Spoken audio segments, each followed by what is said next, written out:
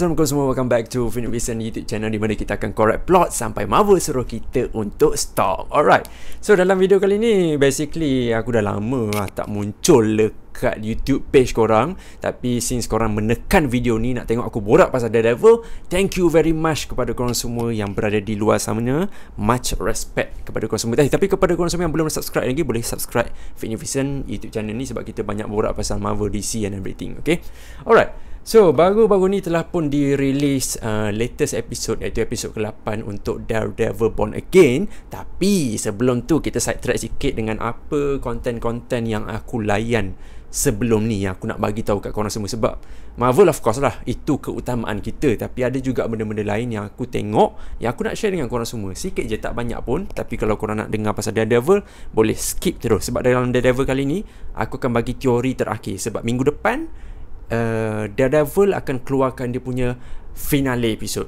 So sangat penting untuk kita buat teori terus untuk episod finale. Kita akan tengok lah sama ada jadi ataupun tak. Tapi most of the time dekat Phoenix Vision Correct Plot ni, kita akan buat teori bodoh saja. Tapi yang bodohnya, teori bodoh tu yang akan jadi. Aku tak faham kenapa kalau kita buat teori yang logik, yang bijak, yang kita pakai daripada komik, benda tu tak akan jadi tu.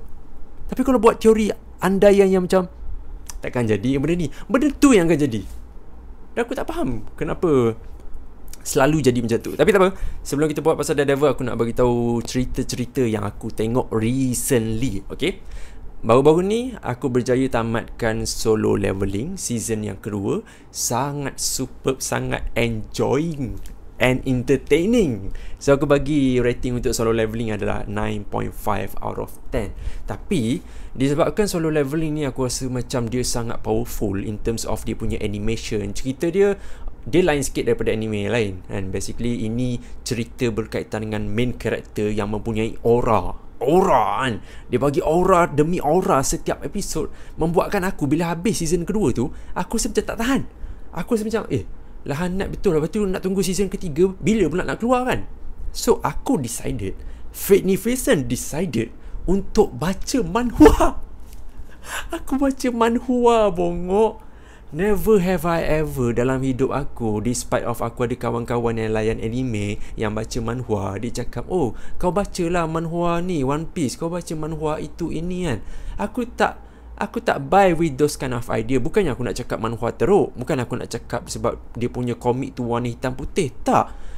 Tapi manhwa ke manga ke tak kisah Tapi sebabkan Solo Leveling ni terlampau gempak dan aku nak tahu ceritanya seterusnya, nak tunggu season 3 lambat, aku baca manhwa sampai habis manhwa Solo Leveling Arise tu.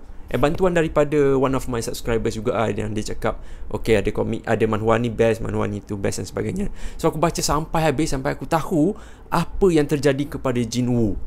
Jinwoo jadi apa cerita seterusnya. And luckily lepas habis manhwa Solo Leveling Arise tu, ada cerita yang seterusnya yang bersambung dengan anak kepada Jinwoo, iaitu Solo Leveling Ragnarok tak silap aku. Tapi one of my subscribers juga ada kongsikan cerita dia tidaklah se-epic macam dekat Solo Leveling Arise. So aku biarkan dulu, kita tunggulah bila pula Solo Leveling akan keluar season yang terbaru. Tak silap aku Amber tahu pasal benda ni. Okay, selain daripada tu, aku juga tengok Hitmonkey, series animasi kartun daripada Marvel yang dah lama keluar, tapi aku baru tonton 2 season.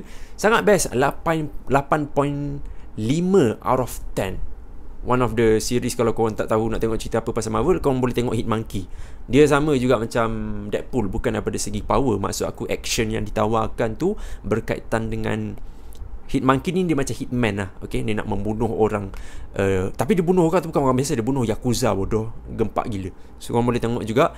Lepas tu baru-baru ni 2 hari lepas ke semalam, aku baru habis tengok cerita Devil May Cry dekat Netflix, original daripada Netflix. Dan itu merupakan animasi kartun daripada US, bukannya daripada manga, manhwa, tak, daripada US. Dan dia adaptasi daripada game PS2. Dan aku tak pernah tahu, aku pernah ada PS2 dulu, tapi aku tak pernah tahu ada game Devil May Cry. Tapi dalam series animasi tu dia ada tunjukkan lah game-game yang famous waktu dulu. Aku tak ingat, Street Fighter ada rasa reference Devil May Cry. Cumanya Devil May Cry ni, daripada perspektif aku Devil May Cry cerita dia biasa sangat. tak outstanding tau. Dia tak luar biasa. Kau tak rasa projek tu unik. Tapi visual animation dia tu on top lah.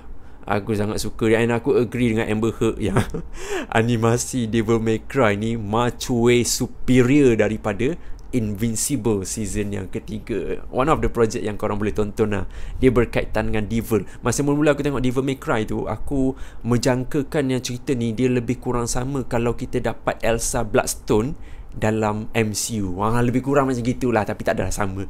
Accurately sama kan. So rating aku untuk Devil May Cry adalah 8/10 bintang. And then other than that, last but not least, aku tengah layan adalah Free Reign. Dan juga aku tengah layan Black Clover, sebab aku tak pernah layan Black Clover. Tu thank you kepada Afif lah, sebab suggest dekat aku that anime. Tapi masih lagi ongoing. Okay, so itu beberapa projek yang aku tengah layan recently, yang kalau korang semua tak tonton lagi, korang boleh tonton sekarang. Oh, tak silap aku, Boku no Hero Academia pun ada dia punya spin-off dekat Netflix. Korang boleh tonton juga. Okay, so kita sambung kepada benda yang korang memang tunggu-tunggukan, which is Daredevil Born Again episod yang ke-8 yang berjudul Isle of Joy. Yang ni, episod ni aku pelik kenapa ramai yang tak sukakan this episode. Adakah disebabkan dia ada moment of draggy, ataupun adakah disebabkan dalam episod kali ni masih lagi tiada kemunculan daripada Daredevil. Okay, maksudnya Daredevil yang Matt Murdock yang memakai suit Daredevil lah dekat latest episod 21 satu episod ataupun 2 episod lepas. Matt ada pakai suit Daredevil, tapi dalam episod kali ni dia tak pakai. Okay, dan episod lepas masa Daredevil lawan dengan Muse tu, memang kita nampak Daredevil lawan dengan Muse. Okay, tapi aku benci siut. Kau tahu tak?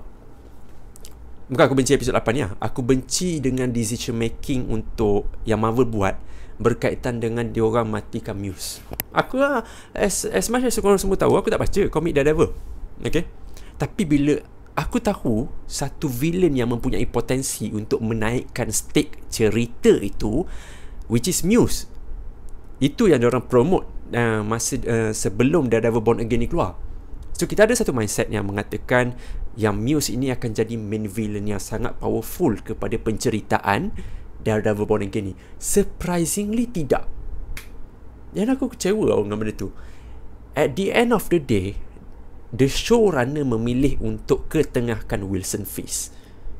Walau apa cara pun, Wilson Fisk dengan dia punya task force polis yang korup itu di bawah arahan daripada Wilson Fisk. Tapi once again, Wilson Fisk pun bukan main villain dalam Daredevil Born Again. Yang ni plot twist. And I did not see this coming. Aku tak nampak benda ni datang. Which is dalam episod ke-8 Isle of Joy ni menunjukkan kepada kita the main villain kepada Daredevil Born Again adalah Vanessa Hudgens daripada High School Musical. Tak adalah. Vanessa, wife kepada Wilson Fisk, merupakan main villain dalam cerita ni. Okay, kalau dalam komik, Wilson Fisk ini, despite of dia punya kabel ataupun connection yang sangat powerful, dia berjaya untuk memegang orang-orang yang berpangkat tinggi dalam dunia politik. Aku faham tau. Vanessa, yang Syazwan bagi tahu aku, Vanessa is not a violence type of people dalam komik. So bila dia execute, dia tunjukkan dalam series ni yang Vanessa a main villain. What a nice plot twist. Aku tak tahu yang korang agree ke tak dengan aku. Yang episod 8 ni best bro. Dia okay, sepanjang 8 episod yang Daredevil Born Again dikeudarakan, aku terpaksa akui tau, subplot yang tak menarik dalam Daredevil Born Again, bila contoh kita buka je apa-apa saja episod dalam Daredevil Born Again ni, nampak je Wilson Fisk, nampak je Vanessa, dia tengah pergi buat terapi ke apa benda kan. Benda tu membuatkan aku turn off tau. Tak adalah drastically turn off. Aku rasa macam, alamak, pasal Vanessa Wilson Fisk lagi, cerita pasal benda lain kan. Tapi episod 8 ni menjawab segala persoalan kenapa momen di antara Wilson Fisk dan juga Vanessa tu penting kepada Daredevil Born Again, yang menunjukkan sekarang ni Vanessa merupakan dalang utama kenapa Foggy tu mati at the first episode. Power. Sebab aku tak nampak benda ni jadi. So gempak. Tapi episod 8 ni dia menunjukkan, dia mengetengahkan 3 karakter sebenarnya sepanjang berapa 49 minit ini. Dia mengetengahkan Matt Murdock, dia mengetengahkan Wilson Fisk, dan juga dia mengetengahkan the villain yang kita tunggu-tunggukan untuk muncul juga, iaitu Bullseye kembali on screen, Poindexter. Okay, dan kita cakap pasal, nak cakap pasal Matt dulu ke Wilson Fisk ke Poindexter? Kita cakap pasal Matt dulu. Matt dalam episod 8 ni, dia masih berada dalam fasa yang pening tau. Dia confused kenapa? Confused sebabnya dia tak faham kenapa Heather tu, yang telah pun diancam oleh Muse, basically Muse hampir nak bunuh Heather kalau Daredevil tak datang pada waktu itu. Heather ni mati Matt. Tapi dia tak faham kenapa orang macam Heather, dan ramai lagi orang-orang yang macam Heather ni, masih menyangkakan vigilante is a bad thing kepada community. Okay, sedangkan Matt ada bagi tahu dalam episod kali ni, dia bagi tahu there's a huge different vigilante di antara Daredevil dan juga Muse itu sendiri. Tapi daripada perspektif Heather, mereka berdua merupakan orang yang sama. Dan yang kelakarnya, Heather cakap kat Matt, kau tak ada kat situ. Bongok Heather, aku lempang muka kau yang cantik tu kan. Of course lah, Heather tak tahu Matt tu Daredevil kan. Tapi sampai tahap sedemikian, Heather masih tak fikir yang orang macam Daredevil ni penting kepada community. Yang tu aku pelik tau. Tapi of course lah, memang akan ada point of view yang macam tu. Sampailah tiba-tibanya Wilson Fisk hantar surat jemputan kepada Heather untuk datang ke majlis macam makan malam macam gitu lah. Masa tu Matt betul-betul bengang. Sebab kau ni klien, Wilson Fisk tu klien kau ke? Yelah, kau sebagai seorang psychiatrist, benda ni privacy tau. Kau tak boleh nak disclose any detail berkaitan dengan klien kau. So Heather buat benda tu, dia tak disclose. Tapi firasat seorang Daredevil yang mempunyai senses yang sangat tinggi ni, dia tahu memang Wilson Fisk dengan Vanessa memang klien kepada Heather. Dan benda ni memang mengganggu Matt, sebab Wilson Fisk, walau apa cara macam mana sekalipun, dia dapat juga masuk ke dalam pemikiran Matt. Yang tu gempak. Lepas tu apa lagi yang berkaitan dengan Matt? Matt Murdock ada turn down dia punya klien, yang dia tahu klien dia tu bersalah dan juga menipu, and then dia bertindak agresif kepada klien dia, sampai membuatkan rakan sekerja Matt bengang dan tak faham kenapa Matt bertindak sedemikian. Tapi kalau ikutkan status masa, Matt sekarang ni memang kepala otak dia dah kacau bilau lah. Lagi-lagi bila dia ada dekat dalam dinner tu, dekat majlis yang Wilson Fisk dengan Vanessa adakan tu, dia dah tak boleh fikir straight lah. Dia dah tak fikir pasal Heather ke apa Heather cakap ke tak. Dia nak solve this thing. Sebab dia dapat tahu yang bila dia pergi lepak dekat pub yang Foggy Nelson mati tu, dan bila orang yang bar tu dia keluarkan minuman yang Foggy nak minum sebab nak meraihkan sesuatu tu, masa tu Matt dapat figure out yang Foggy ni dia dah hampir, actually dia dah berjaya dah nak tutup satu kes berkaitan dengan Red Hook, iaitu pelabuhan yang Wilson Fisk tengah develop sekarang ni. Tapi ada orang yang nak menutup mulut Foggy Nelson daripada menang kes tersebut. And that's the reason why kenapa Foggy Nelson mati. Dan orang yang nak Foggy mati adalah Vanessa. Dan benda yang best lagi, benda ni, Vanessa terlibat dengan kematian Foggy Nelson ni adalah tanpa pengetahuan Wilson Fisk. Dan aku ada satu curiosity yang tinggi nak tahu apa yang akan jadi di episod finale di antara Wilson Fisk dan juga Vanessa ni. Okay, kita sambung pasal Wilson Fisk boleh sebab aku tak nak ambil masa lama kan. Okay, pasal Wilson Fisk ni pula, dia ada bagi satu kenaikan pangkat kepada satu karakter yang aku, Shazwan Nendo dan juga Amber Heard sangat benci, iaitu Daniel. Aku benci siap Daniel tu, padahal dia tak buat apa-apa, tapi muka dia tu dengan lakonan dia tu aku benci. Tapi Bila kita membenci satu karakter tu, bermaksud lakonan dia tu bagus lah. Okay? So Daniel sekarang ni dapat satu pangkat yang besar, iaitu dia menjadi Deputy Mayor of Communication, something like that. Dan Wilson Fisk tugaskan Daniel ini untuk dekatkan diri dengan council. Kenapa dia perlu dekatkan diri dengan council? Supaya diorang ni, Wilson Fisk and the team, dapat menjana bukan income tapi lebih kepada fund, untuk fund FUND macam fundraising lah kiranya, untuk menjayakan projek yang diorang tengah develop dekat Red Hook, dekat pelabuhan Red Hook itu. Okay, so itu berkaitan dengan Daniel. Wilson Fisk ni, dia bawa Vanessa pergi ke tempat Red Hook tu untuk tunjukkan satu rahsia terbesar yang Wilson Fisk sorokkan daripada Vanessa, iaitu berkaitan dengan seorang lelaki yang bernama Adam. Dan Adam ni siapa? Kalau korang masih lagi lost in track, Adam ini merupakan orang yang berselingkuh dengan Vanessa. Basically mereka mempunyai hubungan lah dekat situ. Secara tak langsungnya Vanessa curang dengan Wilson Fisk. Tapi Wilson Fisk tak apa-apakan Vanessa langsung. Dia apa-apakan siapa? Dia apa-apakan Adam. Dia letak Adam tu dekat dalam penjara dekat Red Hook tu. And dalam episod-episod lepas, kita dapat tengok yang Wilson Fisk ni memang tibai Adam tu. Bertepak macam gorila siut dia tibai kan. Tapi kali ni kita dapat lihat daripada POV Vanessa pula. Aku dah tunjukkan kau, Vanessa, aku orang yang lebih baik daripada semalam. Kalau ikutkan nature aku yang dulu, Mamat ni dah gone, dah mati. Tapi aku nak tunjukkan that I am better than before. Dia simpan Adam tu dalam penjara dia. Yes, dia cederakan Adam, tapi dia tak bunuh Adam tu macam dia buat dekat dalam Daredevil Netflix dulu. Daripada perspektif Vanessa, dia diberikan dua pilihan. Wilson Fisk letakkan dua barang dekat atas meja tu, which is kunci dan juga pistol. Ayat yang best daripada Wilson Fisk yang dibagi tahu, aku tak boleh hidup tanpa kau, and if aku tak dapat kau, aku tak boleh. Ayat ni bagus tau. Bermaksud dekat sini dia menguji Vanessa, apa decision yang kau nak buat? Adakah kau nak menjadi orang yang baik dengan membebaskan Adam ni dan kau lari daripada kesilapan yang kau buat, ataupun kau ambil pistol ni, kau end dia punya nyawa? And surprisingly, Vanessa memilih untuk ambil pistol tu.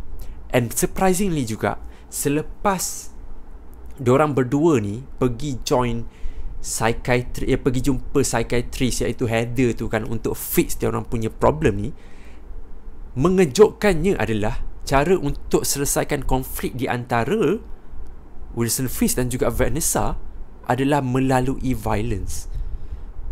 Aku tak pernah expect yang Vanessa akan involve dengan violence sampai membunuh orang dengan tangan dia sendiri. And the fun part is, dia tak rasa regret, tapi dia rasa relief, dia rasa lega. Tapi kau bertuah. Kau bertuah yang Wilson Fisk tak tibai kau macam orang lelaki lain akan buat di luar sana. That's a huge deal. Okay, pasal Wilson Fisk. Oh ya, pasal Wilson Fisk juga, yang aku terkejut lagi, Wilson Fisk ada masa dekat dinner tu kan, dia ada berjumpa dengan Jack Duquesne. Jack Duquesne ni merupakan swordsman lah, iaitu vigilante juga yang muncul dalam series Hawkeye. Dan Wilson Fisk tahu identiti Jack ni. Jadi mengugut Jack, berapa kau nak bayar untuk projek aku Red Hook ni?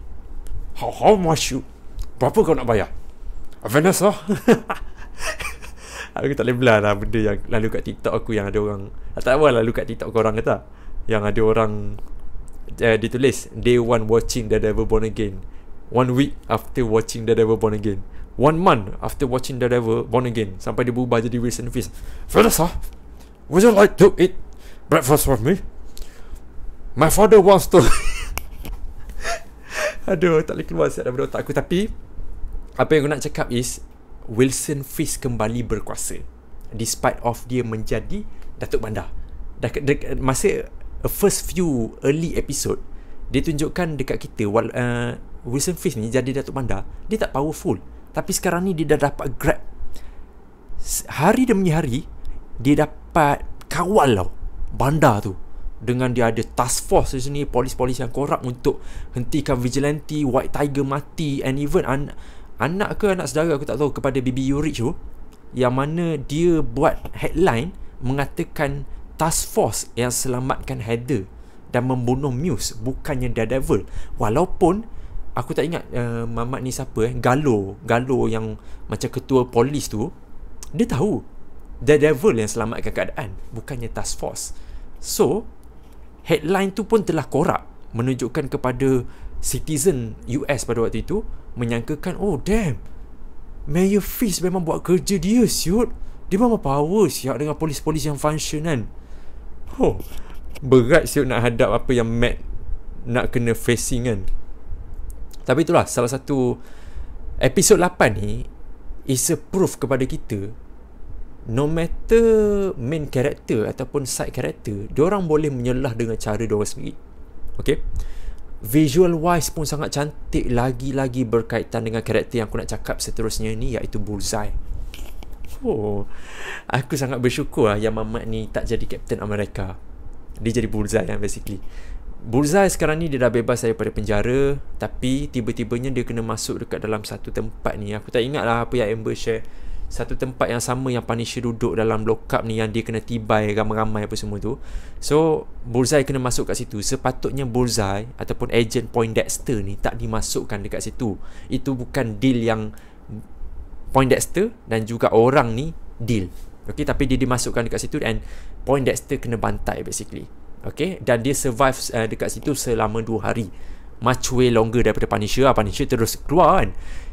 Tapi Poindexter survive. Okay, dengan tangan diterikat tu, dan dia meminta pertolongan daripada Matt untuk backup dia. Tapi why in the hell Matt Murdock nak backup pembunuh kepada Foggy Nelson kan?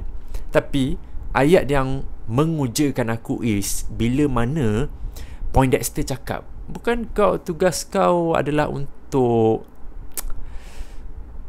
apa ayat tepat dia, aku nak cuba nak translate macam, walaupun orang tu jahat, bukankah kau kena lakukan tugas mulia kau ke? Something like that lah. Aku tak ingat in detail ayat yang Bullseye cakap tu. Benda tu mengujakan aku tau. Aku ada bincang kat Gates Frequency pasal benda ni. Aku bincang-bincang macam, apa yang Matt cakap ni dengan Poindexter ni? Adakah dekat moment situ yang Poindexter tahu Matt Murdock sebenarnya Daredevil? Tapi aku rasa tak kot kan. Tapi lepas pada tu, disebabkan Matt terlampau geram dengan Poindexter ni, dia hentak kepala Poindexter sampai berdarah, and dia cakap thank you commissioner ke something. Bukan commissioner, thank you, alamak lupa apa yang dia cakap, tapi dia berterima kasih lah kepada Matt. Disebabkan luka tu, dia telah kehilangan gigi dia tau. Dia kena hentak muka dia hilang gigi. So dia pergi kat medik, and dia tak masuk lagi dalam jail yang dia sepatutnya masuk tu. Tapi dia gunakan gigi dia tu untuk bunuh para medik, dan juga menggunakan gunting. Dia belah gunting, dia baling kat officer 1, baling kat officer 2, and dia pakai baju officer tu, and dia pergi dekat majlis yang Kingpin, Vanessa, Matt, Heather semua ada kat situ. Dia pergi kat situ, and yes, dia melepaskan tembakan dekat Wilson Fisk. Surprisingly, ada orang yang menepis menghalang Wilson Fisk daripada ditembak. Itu bukannya Buck, orang kanan kepada Wilson Fisk, tapi ini adalah Matt Murdock. Ini scene sangat cantik. Sangat cantik. Bukan daripada visual saja. Kalau daripada visual, kenapa? Kau ingat Kingpin ada dia punya painting yang warna putih yang sangat cantik tu, tapi masa hujung season Daredevil season yang ketiga tu, Daredevil belasah Wilson Fisk sampai darah dia tercampak dekat dia punya painting tu. Dan painting tu masih lagi ada dekat Red Hook sekarang. Tapi dalam dinner ni, dekat dalam perjumpaan ini, baju putih yang dipakai oleh Wilson Fisk, sorry tadi storage aku penuh. Okay, so darah baju yang Wilson Fisk pakai itu telah pun dicemari dengan darah daripada Matt Murdock, Daredevil. Okay, dekat sini mesti kau macam fikir kan, apa hal Daredevil selama ni, Matt Murdock selama ni memperjuangkan untuk menghentikan Wilson Fisk, and then this Bullseye ni, dia nak bunuh Wilson Fisk, dan Matt tahu apa pasal benda ni. Matt dengar yang Bullseye nak tarik picu tu, tapi kenapa dia tak biar je Daredevil mati? Sebab Matt masih lagi mempunyai dia punya moral code. untuk tidak membenarkan sesiapa mati dan juga dia tak membenarkan sesiapa membunuh sesiapa. Moral code seorang yang mulia lah, senang cerita. Okay? Dan Matt pun, walau macam mana pun, dia geram dengan Wilson Fisk pun, dia tak akan bunuh Wilson Fisk ini untuk tunjukkan yang dia menang, untuk tunjukkan yang Matt menang. That's because kenapa Matt pergi lompat and jadi perisai kepada Kingpin. Benda tu sangat indah bagi aku. Satu poetry, satu sajak menunjukkan Daredevil, Matt Murdock ni dan juga Kingpin Wilson Fisk memerlukan satu sama lain. Wilson Fisk mencocok Matt Murdock dengan satu idea, aku akan buat kau pakai topeng kau kembali dan aku akan buatkan kau, moral code kau jatuh punya. Dan Matt mencocok Wilson Fisk untuk tunjukkan tindakan yang Wilson Fisk buat ni akhirnya akan jatuhkan kau. So, mereka berdua ni cocok di antara satu sama lain. Aku cocok kau, kau cocok aku. Tapi mereka tidak pernah cross the limit. Wilson Fisk tak pernah, actually adalah intention nak bunuh Daredevil, tapi sepanjang dia tahu Matt Murdock ni Daredevil, dia tak disclose kepada public. Aku tahu siapa vigilante devil dekat Hell's Kitchen ni. It's Matt Murdock, the lawyer. Dia tak ada buat benda macam tu. And Matt Murdock pun, dia nak jatuhkan Kingpin is through system, bukannya by violence. So dekat sini, bila darah tercampak dekat baju Kingpin tu, momen yang bersejarah bagi aku. Aku tak tahu apa yang akan jadi di episod seterusnya. Basically, bila Matt kena tembak dengan bullseye tu, dia bukan kena tembak kat dada, basically kena tembak kat bahu. So dia akan survive this thing. Tapi visual bila mana Matt jatuh, rebah and header ada dekat dia tu kan, and then the visual berubah, cinematography tu berubah, warna merah menunjukkan simbol kepada Daredevil. Cantiknya this episode. Aku tak faham kenapa orang tak hargai. Kadang-kadang kita tak perlu tengok Matt muncul dalam suit Daredevil pun untuk tunjukkan yang dia ni memang seorang Daredevil. Cukup dia pakai cermin merah hitam tu cukup menunjukkan yang dia ni adalah Daredevil. Okay, so secara tak langsungnya itu merupakan rumusan akulah untuk Daredevil Born Again episod ke-8, iaitu Isle of Joy. Alright, kita masuk ke teori time untuk finale Daredevil Born Again. This is the time untuk korang semua lontarkan dekat komen dekat bawah apakah teori korang tentang apa yang akan terjadi di dalam finale untuk Daredevil Born Again pada minggu hadapan. But this is my list. Aku ada list down beberapa teori, teori bodoh ada, teori yang mungkin make sense pun ada. Tapi kena ingat, dekat dalam Finificent Correct Plot ini, the more bodoh teori yang aku keluarkan, the chances untuk benda tu jadi sangat tinggi. Tapi teori yang logik ni jarang untuk benda tu jadi. Tapi apa, korang dengar dulu list aku and korang komen kat bawah teori korang pula, okay? First and foremost, ni kategori sebagai teori yang bodoh juga, sebab aku dapat rasakan yang karakter yang bernama Bullseye akan join Thunderbolts. Okay, why? Aku cuba untuk bagi sebab explanation kenapa aku nak Bullseye join Thunderbolts tanpa pengetahuan general audience. Kenapa? Dalam filem Thunderbolts, filem Thunderbolts itu sendiri merupakan projek selepas Daredevil Born Again. Kalau Marvel pandai, dia akan cuba untuk kaitkan street level superhero series ini dengan street level superhero movie, iaitu Thunderbolts. Cara macam mana dia nak kaitkan? Dengan munculkan Bullseye sebagai salah seorang member kepada tim Thunderbolts itu sendiri. Tak kisah dia di bawah pengawasan daripada Val ke, tapi aku nak Bullseye muncul di dalam filem Thunderbolts dan membantu Thunderbolts untuk menumpaskan Sentry ataupun The Void.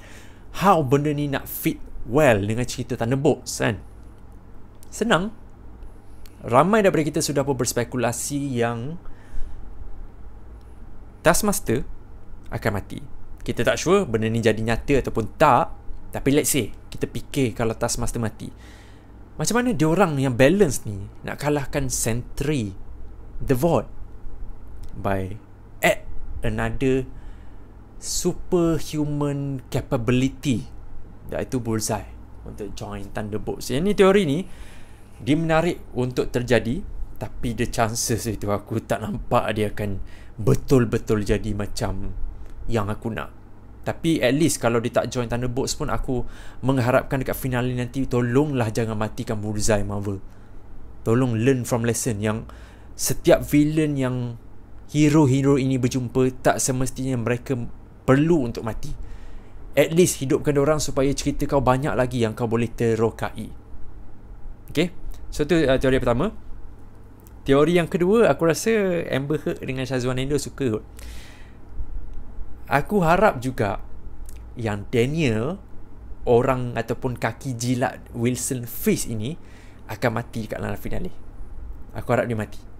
Tak kisahlah cara dia mati macam mana. Adakah task force pasukan yang dibentuk oleh Wilson Fisk ini akan cuba untuk wipe out all vigilante ke kan? Masa tu tiba-tiba dia terbunuh akibat daripada Punisher tertembak muka dia ke, tak kisah. Tapi aku harap dia mati supaya benda ni dapat diberikan character development kepada Wilson Fisk. Kenapa? Sebab Daniel ini merupakan penjilat utama. Itu satu. Dan juga dia akan memberikan kita satu mesej yang, kan Daniel ni kan mengagung-agungkan sangat Wilson Fisk. Dan dia cakap, oh kau tak rasa ni cantik ke tempat dinner macam ni, kita dapat berada di sini kan. Akhirnya dia akan terjerat dengan satu statement, bila mana kau terlibat dengan orang yang jahat, maka the outcome of it pun akan jadi buruk untuk engkau. So aku harap diorang dapat rumuskan benda tu dengan matikan watak yang bernama Daniel. Lepas pada tu, teori aku yang ketiga, the question yang mereka belum lagi terjawab, persoalan yang mereka belum lagi terjawab dalam Daredevil Born Again adalah siapakah pembunuh kepada White Tiger kan? Okay. Pendapat peribadi aku, tak ada orang lain dah yang sesuai untuk menjadi pembunuh kepada White Tiger melainkan orang kanan kepada Wilson Fisk Kingpin sendiri, iaitu Buck. Sebab masa momen bila mana White Tiger itu mati, naratif suara yang kita dengar adalah Wilson Fisk. So basically Wilson Fisk memang nak White Tiger mati. Dia menyuruh siapa? Masa tu task force tak dibentuk lagi. So kebarangkalian untuk polis-polis ni membunuh White Tiger tu tipis, tapi orang yang setia dengan Wilson Fisk sangat tinggi. So aku lock dekat situ yang Buck adalah pembunuh kepada White Tiger. Next thing, okay, teori ni aku rasa ramai yang dah jangka. Aku menjangkakan Matt Murdock akan dapatkan bantuan daripada Punisher. Like literally dia pergi turun dekat basement kat bawah tu, dia minta pertolongan. Sebab dekat dalam episod sebelum ni, masa Matt jumpa dengan Frank menyangkakan Matt ingin meminta bantuan daripada Frank menyangkakan Matt ingin meminta bantuan daripada dia, tapi Matt menafikan itu. Tapi kali ni Matt Murdock percaya yang this thing, apa yang berlaku dekat bandar tu sendiri dah luar daripada kawalan. And Matt Murdock sendiri sekarang ni seolah-olah kepercayaan dia kepada sistem itu semakin goyang. So dia memerlukan orang untuk menyelesaikan masalah ni. Okay, so dia akan rendahkan ego dia. Dia akan berjumpa dengan Frank Castle. Teori aku seterusnya, aku rasa akan ada penampilan daripada watak Marvel, iaitu aku nak sangat Luke Cage untuk muncul dekat dalam finale Daredevil Born Again ni. How? Macam mana dia muncul? Kenapa dia muncul? Aku tak tahu about lighting, tapi aku nak Luke Cage muncul dekat finale Daredevil Born Again. And last but not least, ni teori aku yang terakhir lah, dan ramai juga yang boleh menjangka teori ni. Aku rasa akan berlakunya pertempuran kali kedua di antara Matt Murdock dan juga Kingpin, akan bertumbuk di antara satu sama lain. Kenapa benda ni boleh jadi? Again, tak ada solid proof juga pasal benda ni, tapi berdasarkan rentak cerita untuk Daredevil Born Again ini, ianya seolah-olah menyampaikan satu perjalanan bagaimana Matt Murdock menutup ataupun menyimpan topeng Daredevil-nya itu, dan ianya tak berkesan. Sama juga seperti Wilson Fisk yang menyimpan topengnya sebagai seorang mafia ataupun kingpin dekat bandar itu, Tapi benda tu pun tak terjadi. At the end, mereka berdua menjadi apa yang mereka berdua sepatutnya terjadi selama ni. Seorang sepatutnya jadi vigilante Daredevil, seorang lagi sepatutnya menjadi Kingpin. Okay? So dekat finale nanti, ada chance yang Daredevil ni macam nak lose dia punya balance dekat Vanessa tau. Tapi Wilson Fisk akan jadi dia punya shield. So berlakulah pertemuan kat situ. Wilson Fisk tumbuk Daredevil, Daredevil tumbuk Wilson Fisk. But apakah the general outcome of this thing, apakah hasilnya, yang tu aku tak dapat fikirkan. Okay? So basically itu merupakan teori-teori aku untuk Daredevil Born Again finale. Korang pula apa pula boleh komen kat bawah. Dan itu saja untuk Correct Plot kali ni. Aku harap korang enjoy this kind of conversation, dan aku minta maaf juga sebab lama tak buat video. Okay? So yeah, I see you guys next time.